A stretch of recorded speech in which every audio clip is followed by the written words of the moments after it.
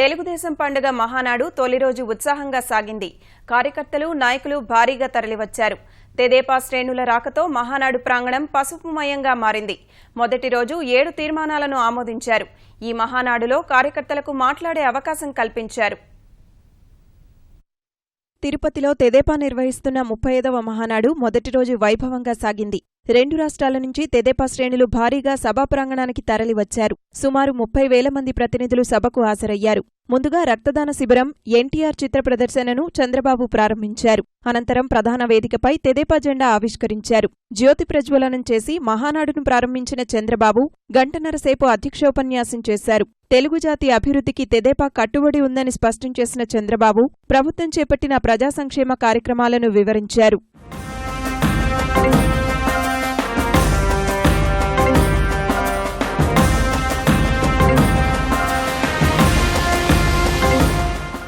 భోజన విరామం తర్వాత పార్టీ జమా ఖర్చులపై చర్చించారు. కార్యకర్తల సంక్షేమం, శిక్షణ అనే అంశంపై అనేక మంది నాయకులు మాట్లాడారు. అనంతరం ఆంధ్రప్రదేశ్ పునర్వ్యవస్థీకరణ చట్టం, హామీల అమలు, ప్రత్యేక హోదా అంశంపై తీర్మానం ప్రవేశపెట్టారు. 28 తీర్మానాల్లో మొదట ఈ అంశానికే ప్రాధాన్యత ఇచ్చారు. తెలంగాణలో సంక్షోభంలో వ్యవసాయం, రైతుల ఆత్మహత్యలు అనే అంశాన్ని రెండో తీర్మానంగా ప్రవేశపెట్టారు. కష్టాల్లో ఉన్న రైతులను అక్కడి ప్రభుత్వం ఆదుకునేలా తెదేపా పోరాటం చెయ్యాలని నాయకులు పేర్కొన్నారు. స్థానిక సంస్థల బలోపేతం, ఆకర్షణీయ గ్రామాలు అనే అంశాన్ని మూడో తీర్మానంగా బాబు రాజేంద్రప్రసాద్ ప్రతిపాదించారు. ఈ అంశంపైనే సుదీర్ఘంగా చర్చించారు. గ్రామాలను అభివృద్ధి వైపు నడిపించడం వల్లే రాష్ట్రాభివృద్ధి సాధ్యమవుతుందని ముఖ్యమంత్రి అన్నారు. తెలంగాణలో కరువు సహాయ చర్యలు, తెరాస ప్రభుత్వ వైఫల్యం అనే అంశంపై తీర్మానం ప్రవేశపెట్టారు. కరువు పరిస్థితుల్లో ప్రజలకు సహాయ చర్యలు అందేలా తెదేపా పోరాటం చెయ్యాలని ప్రతిపాదించారు. నీరు ప్రగతి, కరువు రహిత రాష్ట్రంగా ఆంధ్రప్రదేశ్ అనే అంశంపై చివరి తీర్మానాన్ని ప్రవేశపెట్టారు. కార్యకర్తలు మాట్లాడాలంటూ చంద్రబాబు వారిని ప్రోత్సహించారు. ఎక్కడ సమస్య ఉంటే అక్కడ తెలుగుదేశం పార్టీ ఉంటుంది. ఈ కరువు అనేది ఒక భయంకరమైన సమస్య.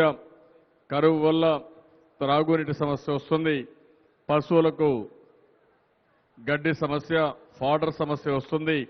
అదే మరిగా పేదవాళ్లకు ఉపాధి అవకాశాలు లేకుండా పోతాయి. ఇంకో పక్క వ్యవసాయం దెబ్బతింటే దానివల్ల రైతులు అప్పుల ఉబ్బులో చిక్కునే పరిస్థితి వస్తుంది.